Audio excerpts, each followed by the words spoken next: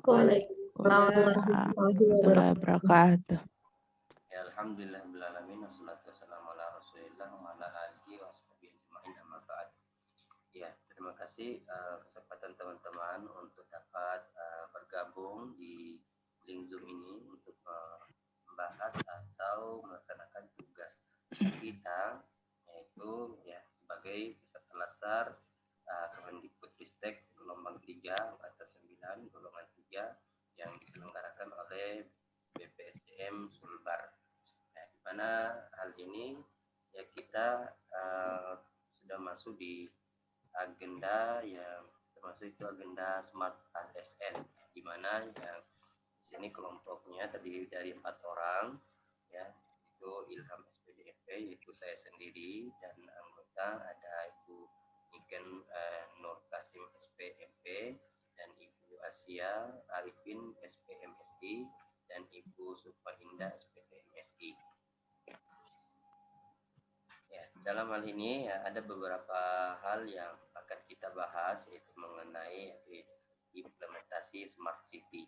Ya, adapun beberapa poin yang akan kita bahas. Yang pertama adalah definisi Smart City sendiri, ya, kemudian konsep Smart City, kemudian contoh kasus Smart City, dan yang mungkin akan ada penggunaan video nanti ya oleh dari anggota kelompok kita ini, dan kemudian akan dilaksanakan diskusi kelompok atau kita memberikan tanggapan terhadap apa sih Smart City itu sendiri. Ya, mungkin secara umum ya, Smart City itu adalah bisa dibilang ya kota cerdas, ya, adalah kota yang menggunakan teknologi digital untuk meningkatkan performance dalam mengurangi biaya, pemakaian konsumsi, serta untuk terlihat lebih aktif dan efisien dengan warganya. Ya, sedikitnya ada 3 faktor yang mempengaruhi dalam kota cerdas, yaitu cerdas ekonomi, cerdas sosial, dan cerdas lingkungan. Ya. Kemudian ada pun juga yang mengatakan bahwa kota cerdas atau smart city itu juga didefinisikan sebagai kota yang mampu menggunakan SDM, modal sosial, dan infrastruktur dalam kondisi modern untuk mewujudkan pertumbuhan ekonomi berkelanjutan dan kualitas kehidupan yang tinggi dengan manajemen sumber daya yang bijaksana melalui pemerintahan berbasis partisipasi masyarakat. Itu ya pendapat cara Gliu dan kawan-kawan dalam Haskaper 2010. Ya, adapun konsep smart itu sendiri ya ada 5 poin ya. Yang pertama adalah sebuah kota yang berkinerja baik dengan berpandangan ke dalam ekonomi, penduduk, pemerintah, mobilitas, dan lingkungan hidup. Nah, kemudian yang kedua, sebuah kota yang mengontrol dan mengintegrasikan semua infrastruktur. Nah, kemudian yang ketiga, kota cerdas atau smart city dapat menghubungkan infrastruktur fisik, IT, sosial, dan bisnis untuk meningkatkan kecerdasan kota atau warga di wilayah itu. Nah, kemudian yang poin keempat, kota cerdas atau smart city membuat kota lebih efisien dan layak huni.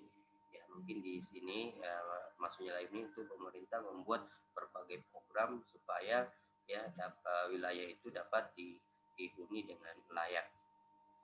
Kemudian yang kelima, penggunaan smart computing ya untuk membuat kota cerdas atau smart city dan fasilitasnya saling berhubungan dan efisien. Ya, mungkin dalam contoh kasus yaitu dalam sistem integrasi perjalanan ya yang sudah dibangun oleh pemerintah kota Jakarta kalau tidak salah ya. Ya, nama aplikasinya Jaklingko ya. Dimana mungkin ya di sini ada sebuah kartu yang sudah disiapkan oleh pemerintah, di mana kartu itu bisa diakses untuk berbagai macam transportasi. Nah, ini salah satu contoh ya yang kita ambil atau yang kita angkat untuk sebagai salah satunya ya yang menjadikan smart city ya, di mana program pemerintah itu dia memberi atau membuka suatu program di mana memudahkan masyarakat dalam mengakses atau memudahkan mereka dalam kehidupannya. Ya mungkin itu saja secara umum yang saya bisa sampaikan kepada teman-teman ya. Mungkin dari awal dari sini bisa kita saling sharing ya apa yang bisa kita kembangkan dari permasalahan ini atau tentang smart city ini. Ya mungkin saya persilakan kepada teman-teman ya yang mungkin saya mulai dari Ibu Niken Nur Kasim untuk memberikan tanggapan atau pendapatnya terkait dengan smart city ini. Silakan Bu. Baik, terima kasih atas kesempatan yang diberikan. Yang pertama, saya ingin menegaskan bahwa kita lihat Jakarta memang sebagai pusat ibu kota negara, itu sudah banyak memanfaatkan aplikasi dalam transportasi khususnya. Itu saya mengatakan bahwa sekali lagi saya mengatakan bahwa Indonesia ini sedang menuju yang namanya smart city. Kita lihat pertama dengan adanya aplikasi Jaklindo ini akan sangat memudahkan masyarakat di Jakarta khususnya untuk bertransportasi atau mobilitas kita. Karena kita tahu bahwa yang tinggal dan hidup dan bekerja di Jakarta tidak hanya penduduk Jakarta atau bahkan ada orang-orang di sekitar Jakarta. Ini tentunya akan semakin memudahkan mobilitas dan pekerjaan dari penduduk dari masyarakat. Kemudian manfaat dari aplikasi Jaklindo itu juga mengurangi cashless. Artinya masyarakat itu tidak perlu membawa uang tunai hanya dengan kartu itu sendiri dan bisa diakses dimanapun di mana saja, bisa diakses di mana saja dan tidak perlu antri sehingga sangat efisien dan memudahkan dalam penghematan waktu. Kemudian penerapan teknologi ini tentunya masih ada kekurangan karena ini hanya sebatas pada daerah-daerah tertentu saja dan hanya dapat diakses dengan orang yang mempunyai perangkat tersebut. Nah, ini juga mungkin masih perlu menjadi PR buat pemerintah kita supaya terjadi pemerataan di setiap daerah. Saya kira itu yang bisa dapat saya sampaikan, Pak. Saya kembalikan. Terima kasih Bu atas pendapatnya terkait smart city ini. Ya memang perlu ya kita lihat bahwa smart city itu adalah ya bagaimana suatu wilayah atau pemerintah itu dalam pengelolaannya dari suatu wilayah dalam mensejahterakan uh, masyarakatnya ya dengan berbagai program mungkin ya atau dengan berbagai macam fasilitas yang diberikan itu adalah dapat memudahkan masyarakat ya mengakses contohnya seperti yang disebutkan oleh Ibu tadi. Ya mungkin saya ke Ibu Asia Arifin untuk memberikan tanggapannya bagaimana dengan smart city ini. Ya, silakan Ibu Asia. Terima kasih atas kesempatannya. Saya sependapat dengan Ibu Niken sebelumnya bahwa kita lebih menekankan bahwa menuju smart city. Karena pada dasarnya menurut saya pribadi belum ada, meskipun beberapa kota telah menerapkan smart city ini, program smart city, tapi belum bisa dikatakan betul-betul smart city. Masih mungkin kita perlu pakai kata tadi, setuju bahwa menuju smart city. Karena untuk menjadi smart city sendiri ada beberapa indikator yang harus terpenuhi. Di antaranya itu smart governance, smart mobility, smart economy, smart environment, smart living, dan smart people.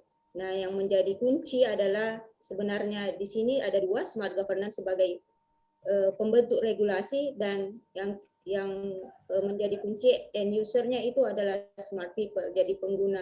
Jadi bagaimana dari penerapan smart city, regulasi yang ditetapkan oleh pemerintah bisa diterima dan digunakan dengan baik oleh masyarakat seperti itu.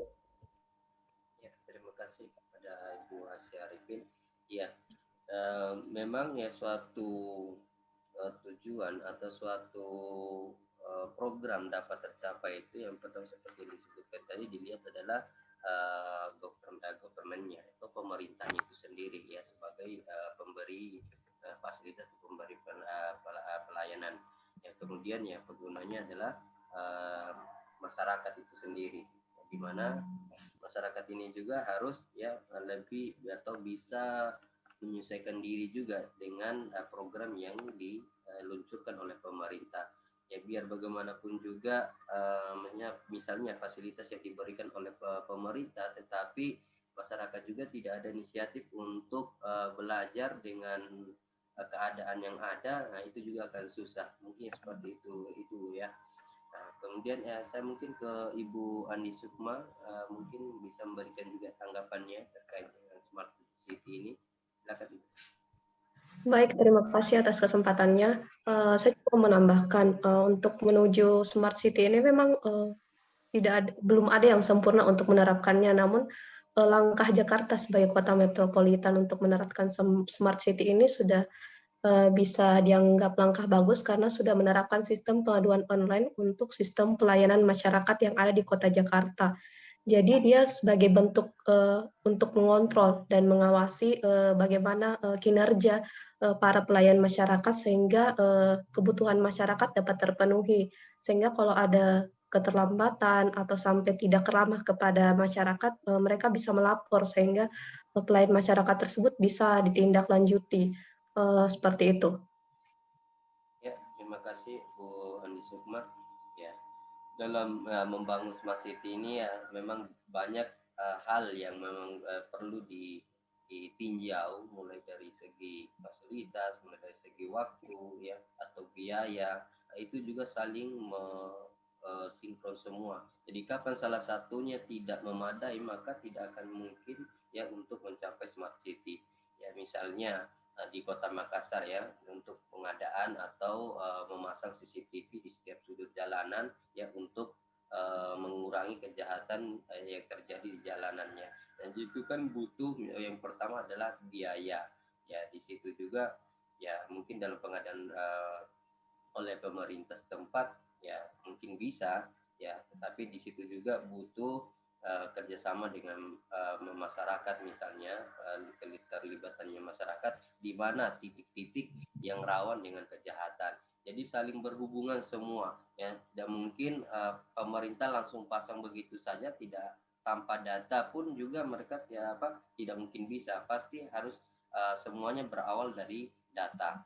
Jadi dalam membangun suatu hal yang baik, pasti kita pertama adalah membutuhkan data ya, apa-apa yang perlu kita perbaiki ya, sama dengan mengangkat isu-isu yang perlu kita ketahui itu berawal dari mana, yaitu semua berdasarkan untuk menuju Smart City ya, sama juga dengan keterkaitannya dengan dalam hal kita sebagai seorang ASN ya, Smart ASN. Nah ini juga mungkin saling sangkut paut semua ya, dengan Smart ASN dengan Smart City, karena Smart City itu juga terbentuk itu di awal juga dasarnya ada di dalamnya kita sebagai seorang ASN yang memberikan pelayanan publik atau yang memberikan program untuk pelayanan kepada masyarakat. Ya terkait ini ya kita memang sebagai ASN ya perlu ya yang beberapa nilai-nilai ASN yang berakhlak ini yang harus kita tanamkan untuk menjalankan ya roda pemerintahan menuju Smart City. Ya mungkin tambahan Bu sebelum memang hal ini atau karena waktu memang kita untuk membahas ini sebenarnya banyak hal yang harus kita bicarakan, akan tetapi waktu kita memang agak terbatas ya dengan waktu kita ini ya. Mungkin masih ada Bu, silakan,